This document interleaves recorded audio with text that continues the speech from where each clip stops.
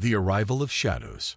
Admiral Crix Vorthak stood on the command deck of his flagship, the Eternal Destroyer, watching the small blue planet grow larger through the reinforced viewing ports. His scaled skin gleamed under the bridge's crimson lighting, and his 4 eyes tracked the tactical displays with predatory focus. Behind him stretched the pride of the Draconian Empire. 8,000 warships arranged in perfect formation, their dark hulls bristling with weapons that could turn entire continents to glass. The bridge hummed with efficient activity as his officers worked at their stations. Lieutenant Commander Zesh monitored the fleet's approach vectors, while Captain Morex coordinated the attack formations. This was supposed to be routine, another primitive world to add to the Empire's collection. The humans had been observed for decades, their technology catalogued and dismissed as centuries behind galactic standards. "Admiral," Zesh called from her station, her voice carrying the confidence of someone who had witnessed dozens of successful conquests. "We're receiving a transmission from the planet's surface. It appears to be from their diplomatic course." Vorthak's lip curled in amusement. These primitives always tried to negotiate when faced with overwhelming force. "Put it through. Let's hear what they have to say." The main screen flickered to life, revealing a human female in what appeared to be a simple blue uniform. Her name appeared on the translation matrix, Ambassador Sarah Chen. She sat in what looked like a basic command center, with crude displays and primitive computer interfaces visible behind her. Her expression was calm, almost serene, despite facing the largest military force her species had ever encountered. "Admiral Vorthak of the Draconian 7th Fleet," Chen began, her voice steady and clear. "I am Ambassador Sarah Chen, speaking on behalf of Earth's Unified Defense Council. We have monitored your approach and understand your intentions." Vorthak settled into his command chair, amused by the human's composure. "Indeed, Ambassador, your planet has been selected for integration into the Draconian Empire. Surrender now, and your people will be granted the privilege of serving as laborers and resource providers. Resist, and face complete annihilation." Chen nodded slowly, as if she had expected this response. "Admiral, I must warn you. Earth is not what it appears to be. Your fleet is in grave danger. Turn back now while you still can, and no harm will come to your forces." The bridge fell silent. Several junior officers turned to stare at the screen in disbelief. Captain Morex let out a harsh laugh that echoed through the chamber. Vorthak himself was momentarily speechless. In 3 centuries of military service, across 47 successful conquests, he had never encountered such audacity. "You dare threaten the Draconian Empire?" Vorthak's voice rose, his 4 eyes blazing with indignation.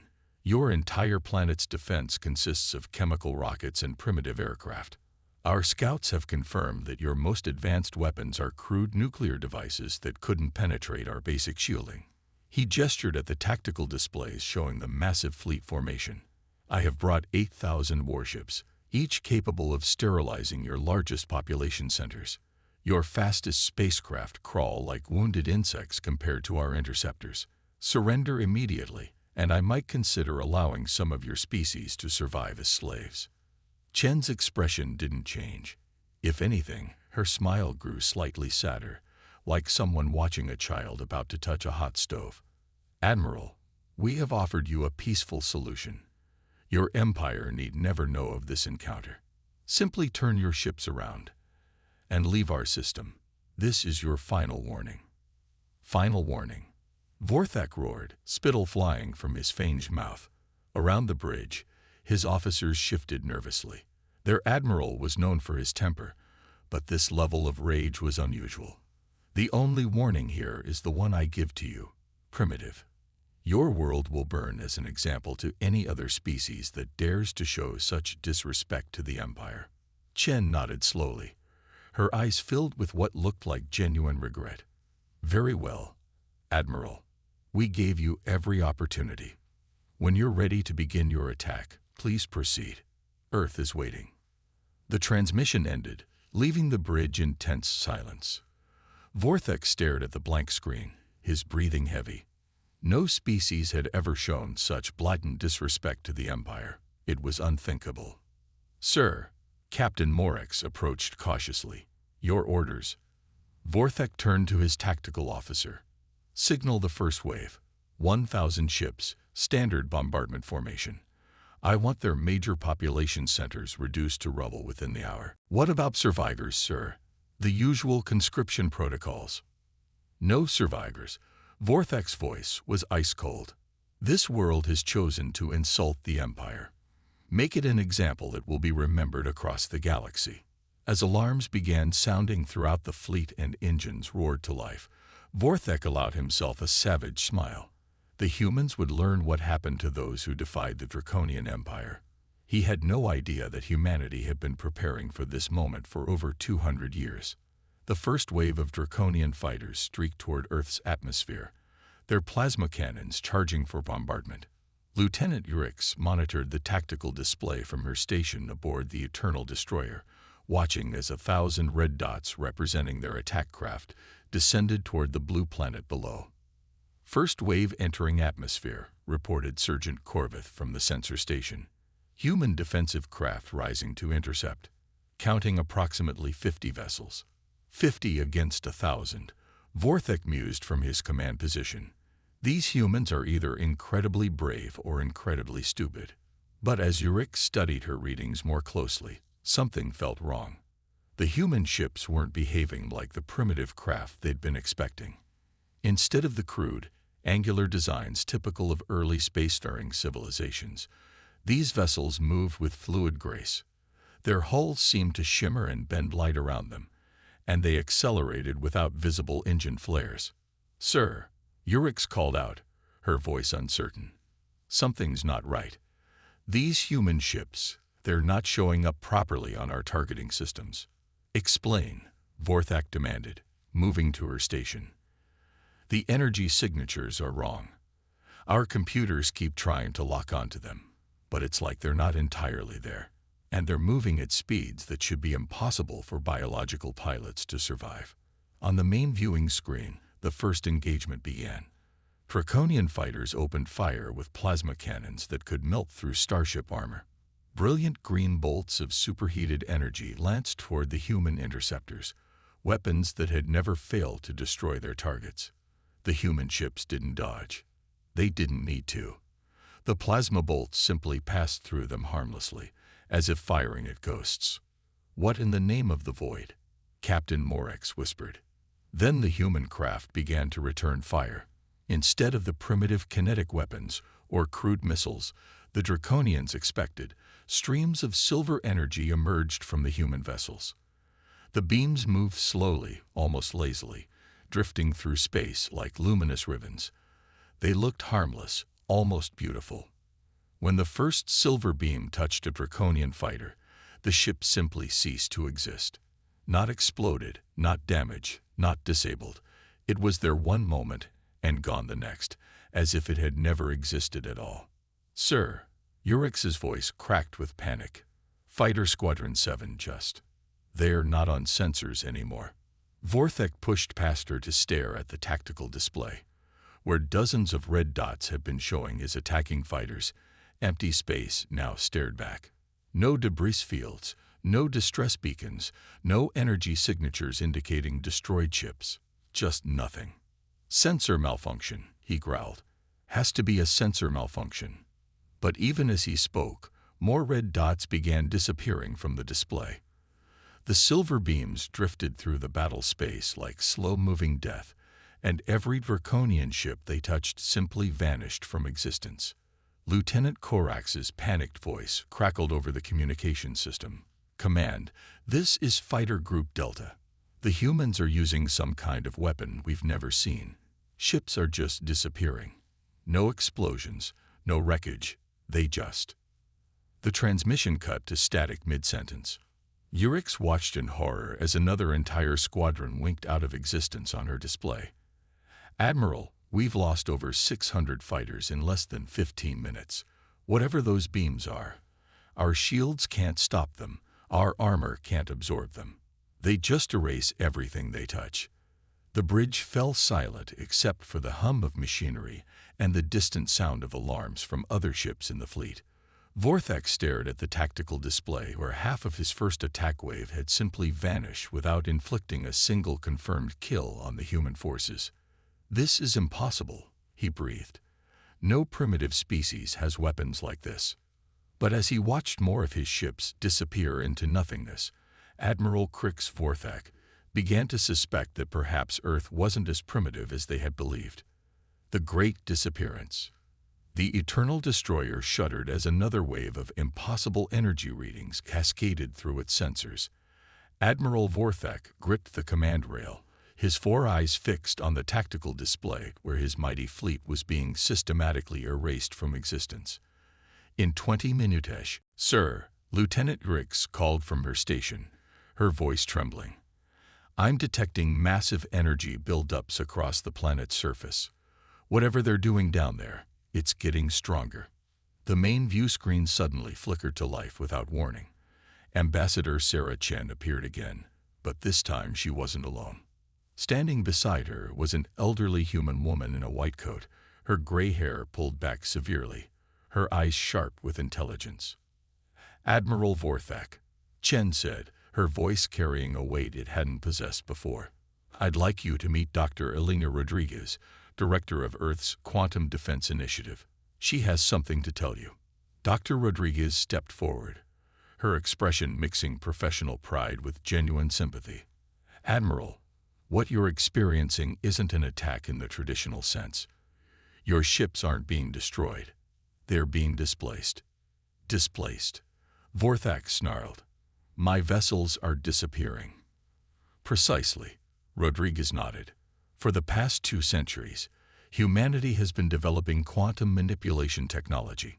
We learned long ago that we couldn't match the raw firepower of galactic empires like yours. So we chose a different path."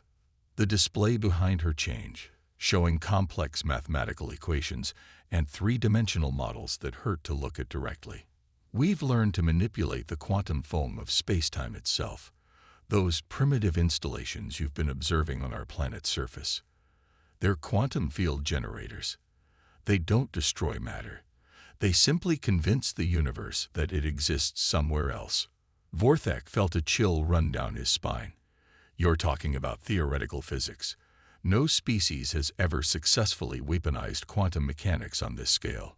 No species has ever had to." Chen interjected quietly. "Most civilizations develop faster than light travel, energy weapons, and force fields. They follow predictable technological paths. Humanity chose to become something different." Dr. Rodriguez continued, her voice taking on the tone of a teacher explaining a complex concept to a struggling student. "Your ships aren't being destroyed, Admiral. They're being shifted into parallel quantum states, alternate realities where they never approached Earth in the first place. From our perspective, they simply cease to exist. From their perspective, they never began this mission." The implications hit Vorthak like a physical blow. "You're rewriting reality itself." "In a very localized sense, yes," Rodriguez confirmed. "It took us 200 years to perfect the technology. We've been presenting a facade of primitive development to the galaxy while we worked on this project. Every probe, every scout ship that's observed us has seen exactly what we wanted them to see." Lieutenant Crix's voice cut through the explanation.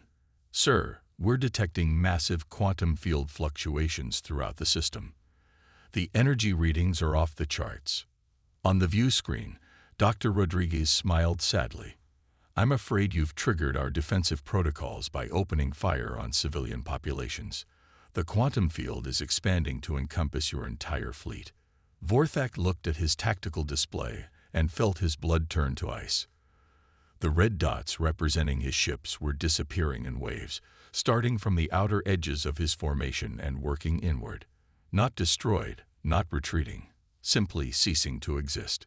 "This is impossible," he whispered.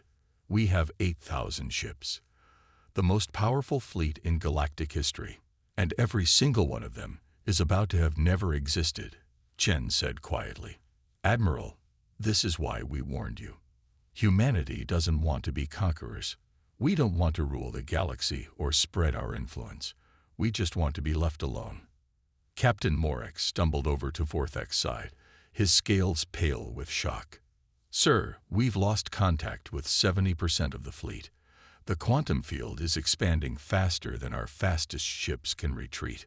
Vorthek watched as entire battle groups simply vanished from his sensors. Thousands of ships, millions of trained soldiers, the pride of the Draconian Empire, all of it being erased from existence as if it had never been.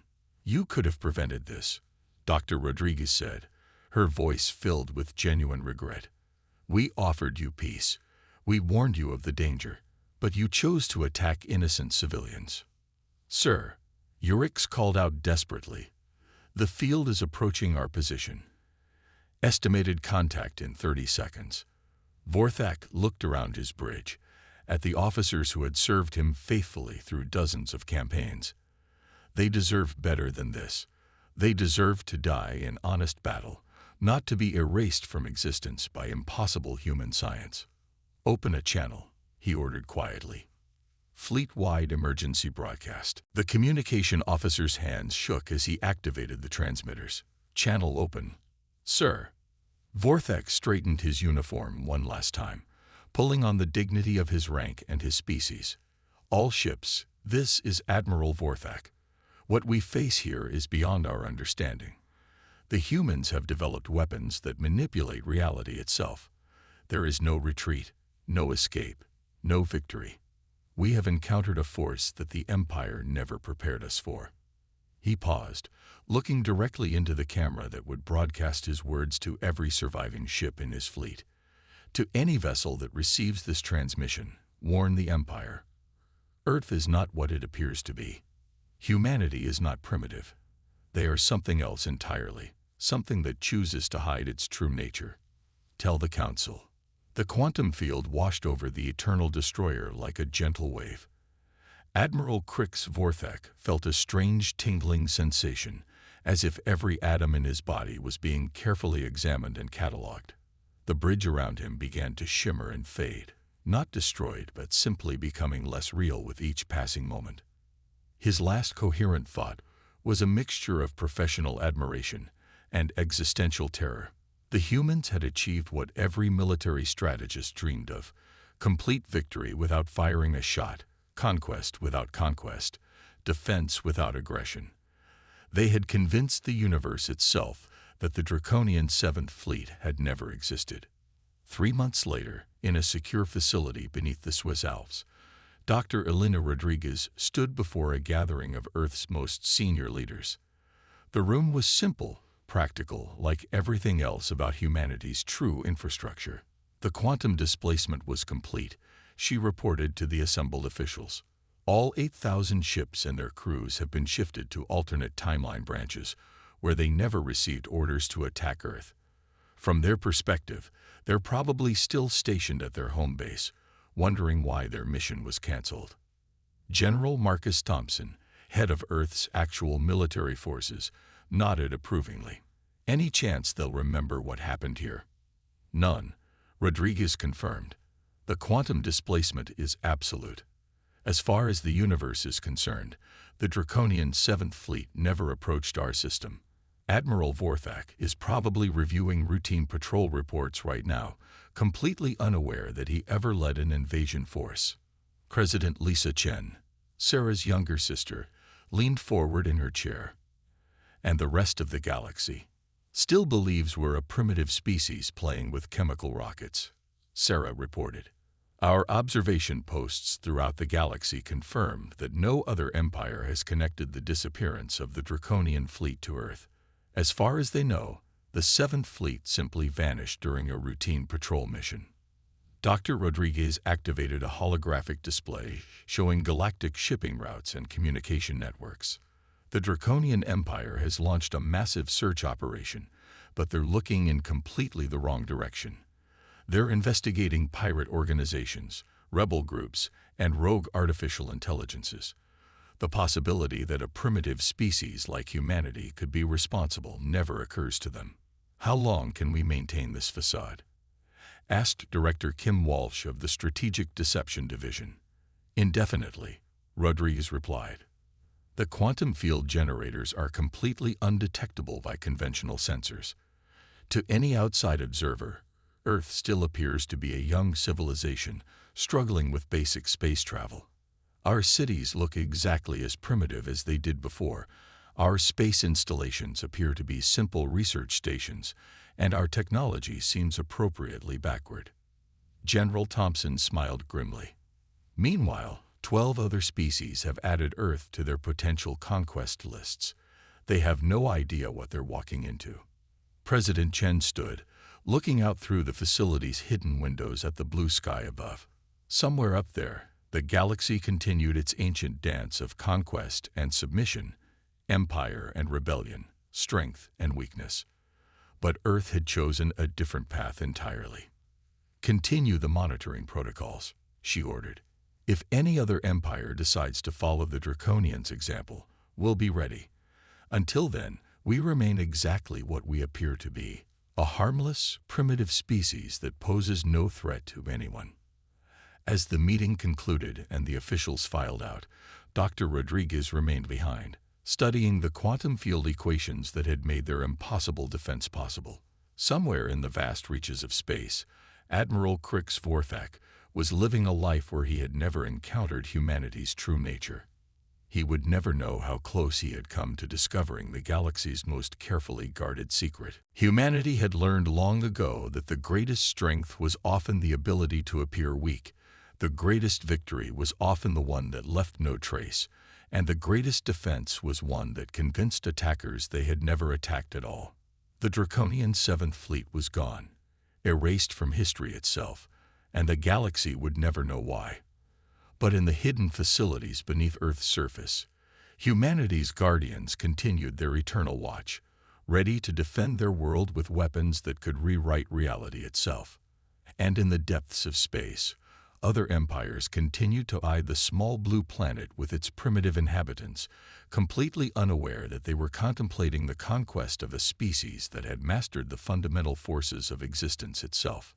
The secret was safe, the defense was absolute, and Earth remained exactly what it chose to appear to be, a harmless world full of harmless people who had never hurt anyone.